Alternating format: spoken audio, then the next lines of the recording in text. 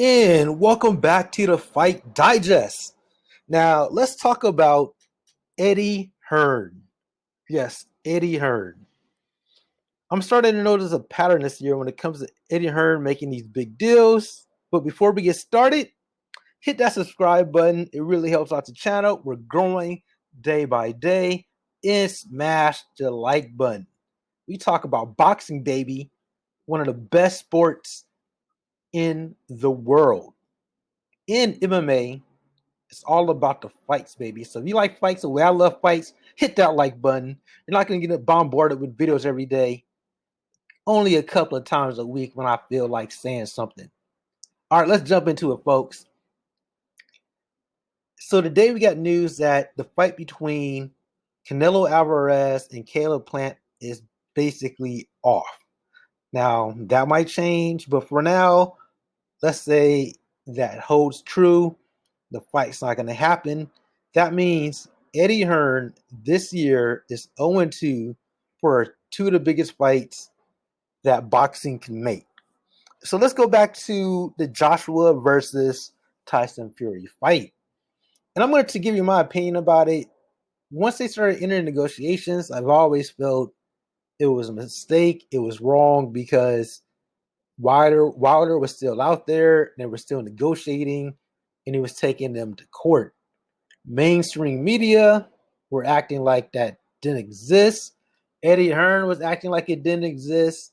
Bob Arum was acting like it didn't exist. But I'm pretty sure all parties involved knew that this Anthony Joshua versus Tyson Fury wasn't going to happen. Legally speaking, how can you make one of the biggest fights possible in bad faith? He could say he was doing it in good faith or whatever. I don't believe him. Just from the outside looking in, you knew that was a high possibility. You knew what was going on. When you're talking about big money, you don't play Russian roulette with your chips, you know. In this case, Eddie Hearn, I think that was just all for show. I don't think they ever had any real intentions of actually pulling that fight together between uh, Anthony Joshua and Tyson Fury. I think it was more so for show. Yeah, maybe some people might have thought it was going to happen, but I never thought it would. And now we know that fight did not come off. So that's his first strike. Now, if it was just that fight, it's one thing, but when you add up the Canelo versus Caleb Plant fight, that's another thing. This time around, Eddie Hearn wasn't making a deal for uh, the zone. Eddie Hearn is more so like the middleman in this case, and he's making a deal for Canelo Alvarez. And actually, it's PBC and Fox who were, the rumor is it was going to go on their pay-per-view. Now, you can watch my other video about some of the numbers and matrix that's kind of out there in the world. But overall, I feel like the one determining factor in both major fights that we wanted to see this year is Eddie Hearn. He's 0-2 for unification fights.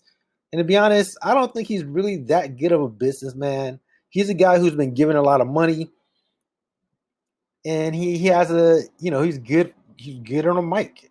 And let's just face it, I love his interviews. I love hearing him talk, but when you really break down what he's saying, he mixes in the truth with just a bunch of BS. Like at the end of the day, why does Canelo need him in this negotiation? What? Why? I kind of feel like he's a hindrance to this fight. At the end of the day, Eddie Hearn is aligned with the zone. He needs Canelo to fight on the zone. He brings big numbers to the zone when he fights. Even when Canelo's fighting bums, like his last fight against Yurdom, or actually, that wasn't Yurdom, that was the other bum, Ben Sanders. And I'm saying bum lightly because Ben Sanders is a good fighter, but overall, hasn't really done much as well. They were all just like little flies hovering around just to fight Canelo. But overall, it's to Eddie Hearn's benefit to tank this fight. If he takes this fight, it pretty much guarantees that Canelo's going to fight on the zone next. So by basically adding these little nuggets, saying I need this, I need that, he's doing his things because if they say no, they can get Canelo probably cheaper than they can versus Caleb Plant. In addition to that, that keeps them on their platform because if this fight doesn't happen, 8 out of 10 times he's going back to the zone. His other option is Charlo, but we'll see. It looks like everything is in flux. Charlo may or may not get that fight, but it looks highly unlikely that he's going to fight Charlo. It looks like he might fight Arthur Beterbiev, maybe. I can't even pronounce his name. Good fighter. I know him more so in name, but the guy's so inactive that's hard to tell if he's still any good. He was good like 5 years ago, but he fights like once a year. But I want to see him fight. This is not a knock against Canelo because I think Canelo's a good fighter. I don't think he's particularly scared of anyone. But I really blame Eddie Hearn here because I think at the end of the day, we take it behind the curtain. It's all about the platform wars. And I believe this is all about keeping Canelo on the zone. Because at the end of the day, when he left Golden Boy, all he did was basically that whole lawsuit was just to get Golden Boy and Oscar out of Canelo business. But he's still with the zone unofficially. He might not be signing with them, but he's still doing business with them. He's using Eddie Hearn as a manager. It'll be different if he had a neutral manager instead he's a free agent. But when you're a free agent and your manager is aligned with a network, and this is for any business, you got to question what their loyalties are. Are they trying to get you the best possible deal possible? Sometimes they can, but you know their interest is biased. And we know that Eddie Hearn is a DAZN person. We knew that he was going to leave Sky Sports and go to DAZN, one of the worst kept secrets in sports, and he did that. So at the end of the day, Eddie Hearn is 0-2 when it comes to these unification fights. If I was Anthony Joshua and Canelo, I will probably have someone negotiate my deals outside of Eddie Hearn when it comes to unifications because I haven't really seen him pull off the big deals unless he's able to steamroll a lower opponent. Uh, but yeah, we'll see what happens. Hopefully, they get one of these fights going. Hopefully, if Anthony Joshua wins his next fight and the winner of Wilder and Fury, I want to see whoever wins, Wilder or Fury. Let's see if Eddie Hearn can actually pull off a unification, or would it be more smokes and mirrors, and he's going to be 0-3.